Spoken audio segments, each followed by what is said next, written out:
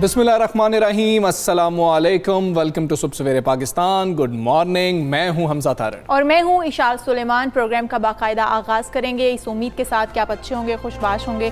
हम बार बार आपको ये कहते हैं कि कोरोना की सूरत हाल जो है वो ख़तरनाक होती जा रही है। एहतियात करें, मास्क लगाएं, सैनिटाइज़ करें हाथों को बार बार।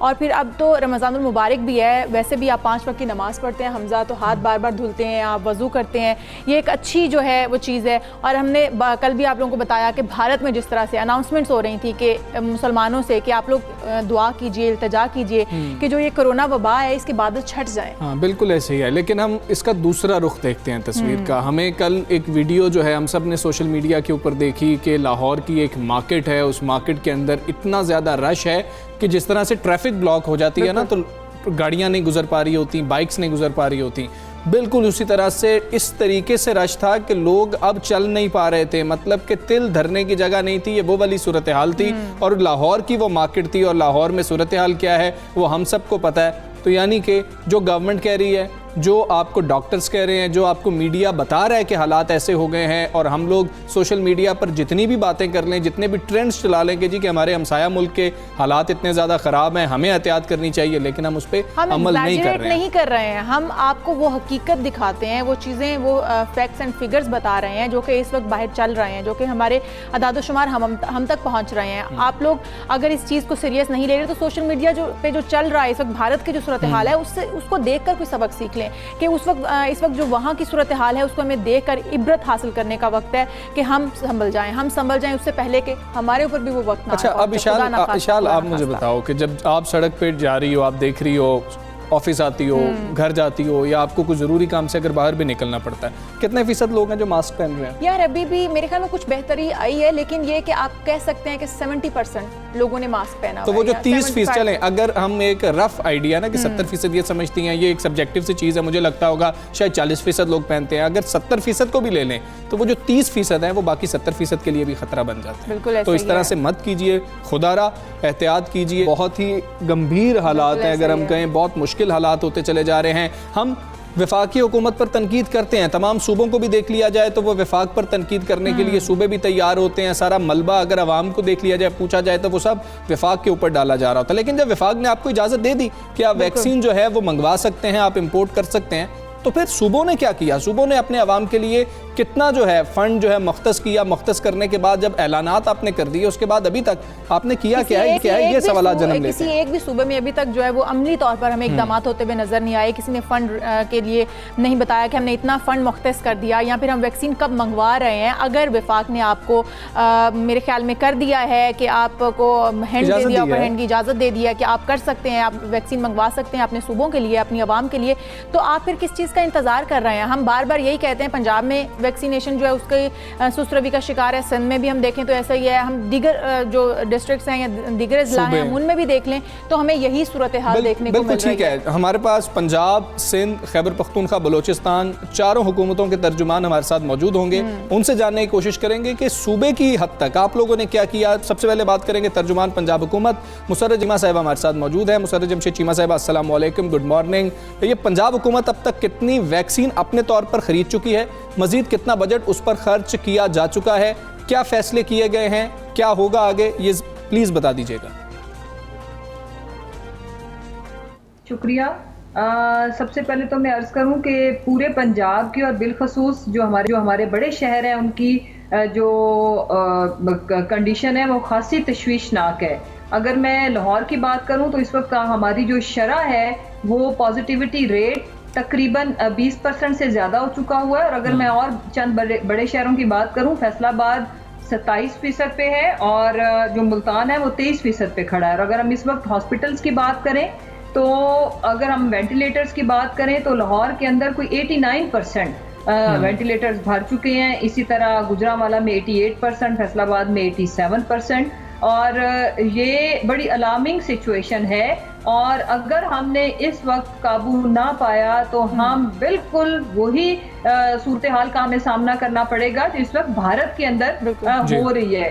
तो खुदा के वास्ते रमज़ान मुबारक के महीने में मैं आवाम से अपील करती हूँ कि अपनी और अपने प्यारों की जानों की हिफाजत करें और SOPs के ऊपर अमल दरामद करें। सिर्फ एक ही वाहिद हल है जो हमें उस सिचुएशन से बचा सकता है कि हम अपने आप को इससे बचाएं, अपने आप को बिला वजह बिला जरूरत एक्सपोज ना करें। साहिबा, पंजाब में अस्पतालों में कोरोना की क्या सूरत हाल है, इस पर भी थोड़ी रोशनी डालिएगा। लाहौर और कोरोना से ज़्यादा मुतासिर जो दीगर शहर हैं, वहाँ पर अस्पताल जो हैं वो कितनी कैपेसिटी पर काम कर रहे हैं, किस हद तक काम वहाँ पर हो रहा है?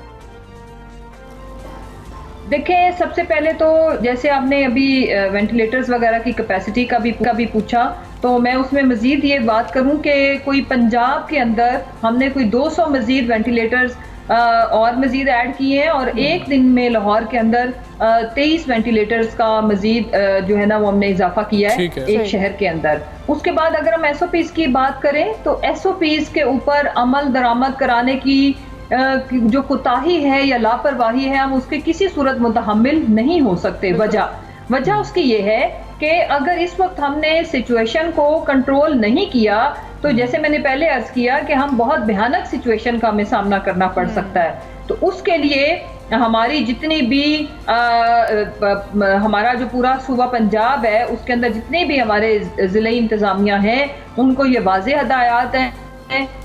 एक हंगामी सिचुएशन है और जो बड़े शहर हैं जैसे मैंने बताया कि मुल्तान, फैसलाबाद, रावलपिंडी, यहाँ पे आपको पता है कि सिचुएशन इंतहाई तशवीशनाक है। तो उसके ऊपर काबू पाने के लिए सिर्फ एक ही वाहिद हल है कि SOPs के ऊपर अमल दरामद कराया जाए और हम हर तरह की सख्ती हम इस वक्त कर रहे हैं। हम लोगों के कारोबार भी बंद करेंगे गैर मुअय्यना मुद्दत के लिए, सिर्फ उसके जो SOPs पे अमल नहीं करेगा। जो SOPs पे अमल करेगा उसको कंडीशनल वो जो टाइमिंग है और उसके तहत जो है वो इजाज़त होगी। और फिर वही बात है कि ये एक ऐसा क्राइसिस है, इस क्राइसिस को साने में तब्दील होने से रोकने के लिए अगर हम थोड़ी सी लापरवाही ना बरतें और हम केयर करें सिर्फ अपनी और अपने सराउंडिंग्स की, तो हम इसको अवॉइड कर सकते हैं। मुसर्रत साहब, वेंटिलेटर्स के हवाले से तो बताया कि कोशिश की जा रही है, कैपेसिटी को बढ़ाया जा रहा है। सूबे में अगर हम ऑक्सीजन की बात करें तो क्या ऑक्सीजन मौजूद है? इस हवाले से इमरजेंसी की सूरत में क्या हंगामी इकदाम किए जा रहे हैं? देखें, अगर इस वक्त मैं बात करूं तो अभी इस वक्त तक तो जितने पेशेंट्स हैं उनके लिए तो मौजूद है। कोई ऐसा मरीज नहीं है हमारे पास हॉस्पिटल्स के अंदर जिसको चाहिए हो और उसको ना मिले। लेकिन अब मैं कुछ फिगर्स आपके सामने रखूंगी। सिचुएशन, हम अपनी सैचुरेशन की तरफ जा रहे हैं बहुत तेजी से। बड़े शहरों के अंदर अगर मैं बात करूं तो इस वक्त जो ऑक्सीजन का इस्तेमाल हो रहा है उसमें जो गुजरांवाला है वो 83% पे है, रावलपिंडी 65, गुजरात 59, लाहौर 50% पे और फैसलाबाद 45% पे खड़ा है। और अगर हम लाहौर शहर के गवर्नमेंट हॉस्पिटल्स में देखें तो कोई 876 कोरोना के मरीज हैं और जबकि प्राइवेट के अंदर कोई 450 प्लस हैं। इंपॉर्टेंट चीज इसमें समझने वाली ये है कि जितने पेशेंट्स को इस वक्त चाहिए वो तो मुहैया है, हमने की हुई है। लेकिन अगर ये हॉस्पिटल के ऊपर मजीद बर्डन बढ़ा, इसकी शरह के अंदर कुछ परसेंटेजेस भी और ऊपर गई, जैसे लाहौर 20 प्लस जा रहा है, मुल्तान, फैसलाबाद इंतहाई तशवीशनाक है, उसकी जो रेट है वो 27% पे है। और अगर इसे थोड़ी सी भी आगे बढ़ती है तो फिर हमारे हॉस्पिटल्स में गुंजाइश नहीं है। ऑलमोस्ट हम तकरीबन एवरेज अगर हम लगाएं तो हम 85 to 90% के ऊपर खड़े हैं। तो आगे आप खुद अंदाजा लगा लें कि अगर मजीद पेशेंट्स आते हैं तो फिर आपका हेल्थ सिस्टम, दुनिया के तमाम हेल्थ सिस्टम जो बेस्ट हेल्थ सिस्टम थे वो फेल हुए, तो हम भी उस तरफ जाएंगे। इंडिया के अंदर सिस्टम उनका कोलैप्स कर गया है, लोग सड़कों के ऊपर पड़े हैं, गाड़ियों के अंदर पड़े हैं। तो हम दोबारा अपील करते हैं, इसी वजह से प्राइम मिनिस्टर इमरान खान ने स्पीच अपनी जो NCOC की जो मीटिंग के बाद जो उन्होंने कौम से खिताब किया था प्रेस टॉक के थ्रू, हम बारहा दस्त बदस्ता आपसे अपील करते हैं कि ये नॉर्मल हालात नहीं है, इसमें हमें एक कौम बन के, और रमज़ान का महीना कुर्बानी का है, ये हमें सिखाता है कि हम इसमें SOPs के ऊपर अमल दरामद करके अपनी और अपने प्यारों की जानों को बचाएं। मुसाहिबा, हम अवामी रवैये की बात कर लेते हैं। SOPs पर अमल दरामद के लिए फ़ौज की मदद हासिल करने के लिए NCOC के इजलास में फैसला किया गया था। आप क्या समझती हैं इस इक़दाम से? SOPs पर अमल दरामद में कितना फ़ायदा हो रहा है? क्या आवाम सीरियस लेना शुरू हुई?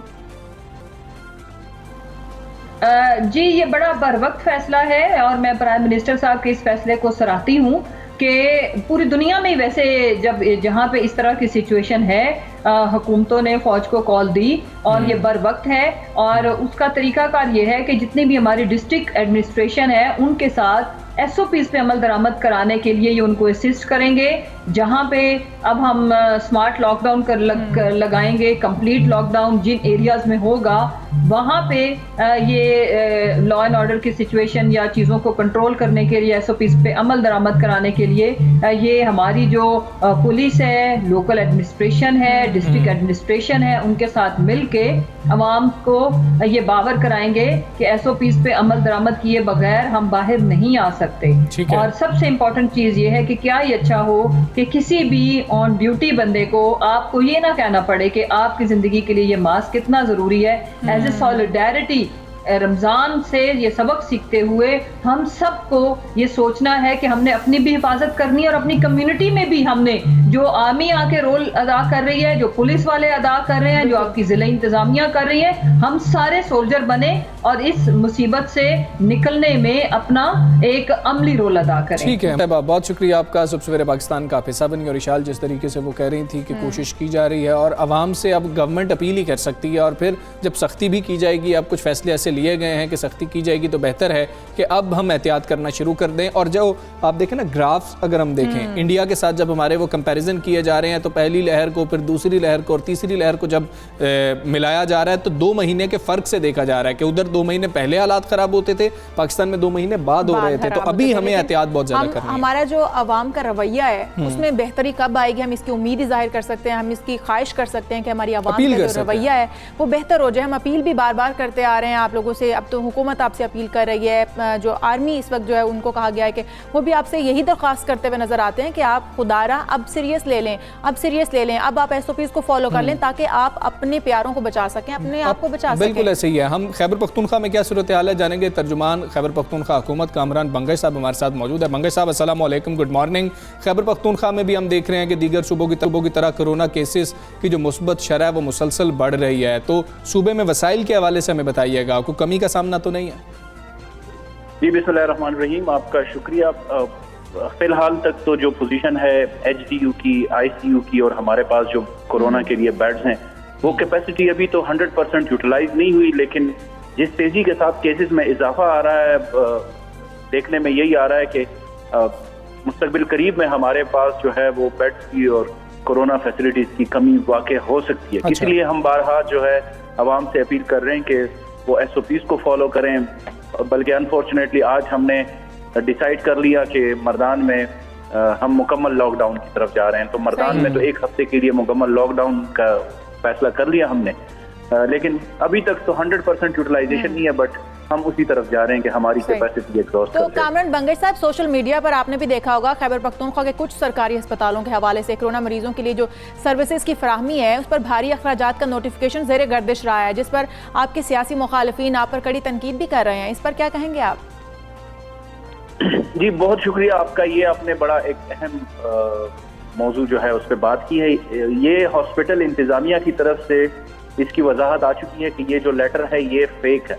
तो सोशल मीडिया पे तो आपको पता है कि अक्सर चीज़ें जो है वो बगैर वेरिफिकेशन के जो है वो सर्कुलेट कर रही होती है, बट अभी जो DHO नौशहरा की तरफ से जो एलामिया आया उसमें यही है कि ये फेक है।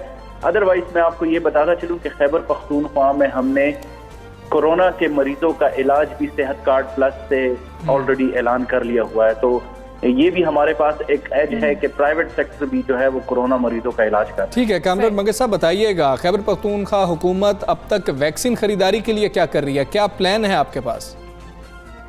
लेकिन 3 दिन पहले हमारी NCC का इजलास था जिसको वज़ीर आज़म साहब शेयर कर रहे थे। खैबर पख्तूनख्वा से वज़ीर आला महमूद खान ने अपना मौक़िफ़ पेश किया कि सूबे भी जो है वो अपनी प्रोक्योरमेंट के लिए जो वैक्सीन है उसके लिए काम कर सकते हैं। तो उधर से असद उमर साहब ने वाज़े और दो टोक बता दिया कि सूबे जो है 18वीं आईनी तरमीम के बाद खुद मुख्तार हैं इस तरह के फैसले करने में, बल्कि उन्होंने ये भी कहा कि सिंध को तो हम बहुत पहले से कह चुके हैं कि वो शुरू कर लें।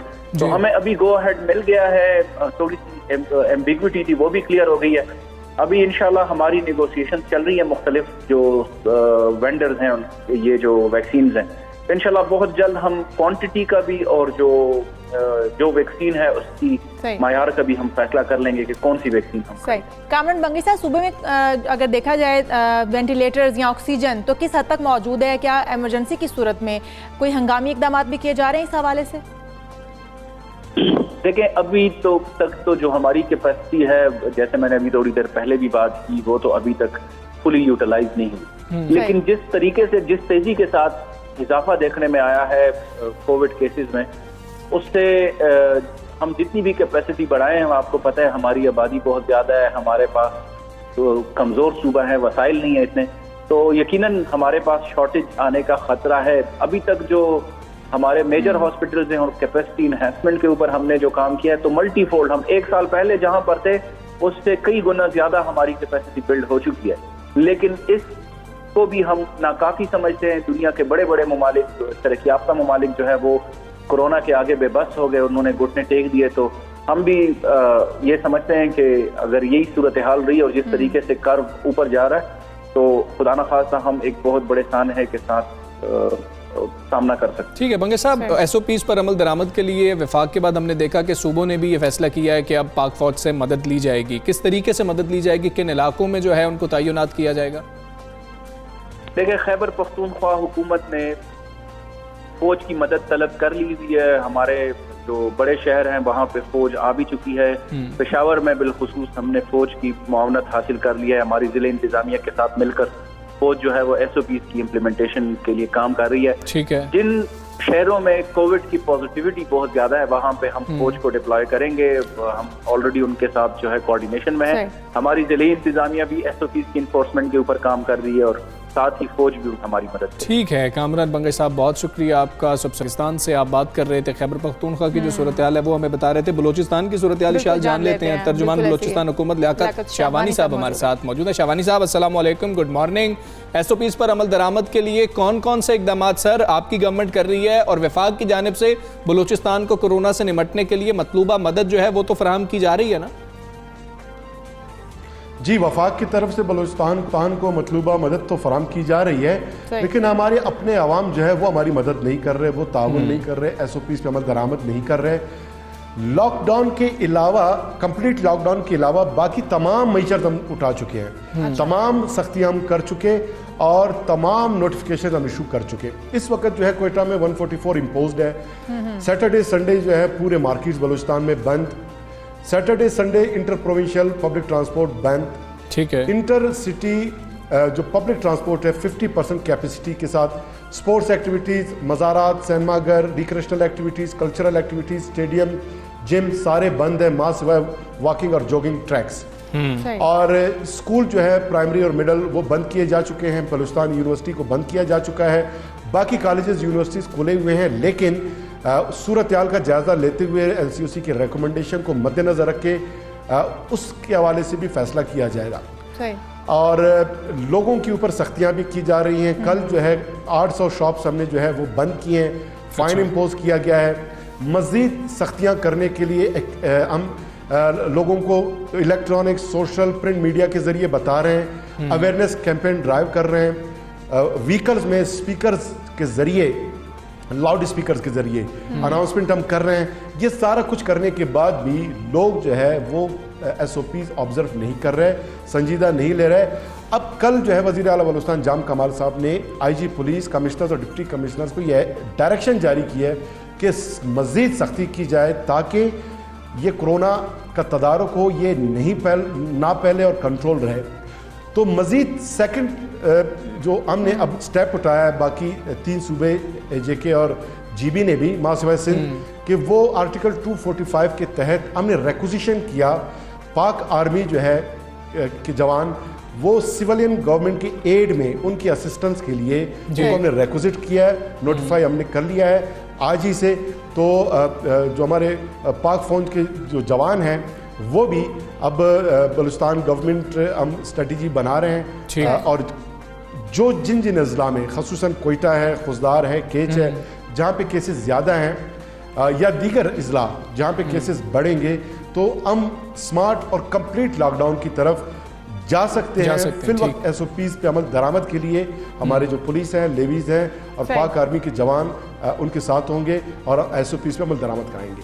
शाहवानी सर ने बात की SOPs की, हमने बात की इकदामात की, हम थोड़ी सी वैक्सीन पर भी बात कर लेते हैं। बलूचिस्तान हुकूमत अब तक कितनी वैक्सीन अपने तौर पर खरीद चुकी है और मजीद कितना बजट मुख्तस किया गया है इसके लिए? हमारा प्लानिंग ये है कि हमने अगर ज़रूरत पड़ा ज़्यादा तो हम प्रोक्योर करेंगे।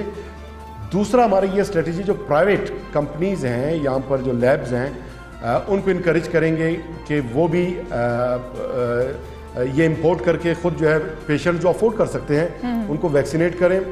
तीसरी बात ये है कि इस वक्त हमारे पास 35,000 डोजेज पड़े हुए हैं। 36,000 लोगों को डोजेज जो है हमने यूज़ कर लिए हैं। 16,100 हेल्थ केयर वर्कर्स की वैक्सीनेशन हो चुकी है। 3,000 जो है जो 60+ एज ग्रुप है, और बाकी जो है फर्स्ट सेकंड डोज मुख्तलिफ एज ग्रुप्स को हम वैक्सीनेट कर चुके हैं। लेकिन लोगों का रुझान बहुत कम है, लोग इस तरफ अभी जो है माइल नहीं हो रहे। लोगों को हमने अवेयरनेस कैंपेन ड्राइव भी वैक्सीनेशन के हवाले से हम चला रहे हैं। तो अभी आहिस्ता आहिस्ता लोगों का रुझान भी कम है, लोग ज़्यादा आएंगे तो ज़्यादा में वैक्सीनेट करना पड़ेगा और ज़्यादा हमारी डिमांड बढ़ती जाएगी। फिल वक्त हमारे पास डोजेज अवेलेबल भी हैं। और दूसरा ये है कि आज भी चाइना से जो साइनोफार्म के डोजेज फेडरल गवर्नमेंट ने रिसीव किए हैं, कल भी आने हैं, एक आध दिन में कुछ और भी। तो इंशाल्लाह उसकी कमी इस वक्त नहीं है। लोगों का ज़्यादा रुझान होगा तो इंशाल्लाह फिर प्रोक्योरमेंट का जो हमारा एक जो ऑप्शन है उस पर भी हम ज़रूर गौर करेंगे। ठीक है शाहवानी साहब, वैक्सीन के हवाले से आपने बताया कि कमी नहीं है, रुझान कम है, लेकिन हमें वेंटिलेटर्स के हवाले से और ख़ास तौर पर ऑक्सीजन की बहुत ज़्यादा बात हो रही है। सूबा बलूचिस्तान में ऑक्सीजन की क्या सूरत हाल है? क्या मुनासिब मिकदार जो है उसकी मौजूद है? हंगामी हालत में तो देखिए, अल्लाह हम माफ़ करे कि हंगामा ही होगा। इंडिया की जो सूरत हाल है, फुटेजेस जो हमारे सामने आ रहे हैं वो तो हम देख रहे हैं। पिछले साल हमारे पास जो है सिर्फ 25 टोटल वेंटिलेटर्स इस वक्त मौजूद थे। 120 वेंटिलेटर्स का हमने इजाफा किया है, लेकिन इतने बड़े बलूचिस्तान के लिए यकीनन कम है। लेकिन यह है कि जो हमारा हेल्थ एडवाइजरी बोर्ड है, पिछले साल फैसला किया कि बहुत सवीर कंडीशंस में अगर कोई पेशेंट ना हो उसको हम वेंटिलेटर पे प्रॉपर मुंतकिल नहीं करेंगे। हम पेशेंट्स को जो है बाईपैप, सीपैप ऑक्सीजन वो उनको हम फ्राहम कर रहे हैं। उस हवाले से तो 827 बेड्स पे ये फैसिलिटी है।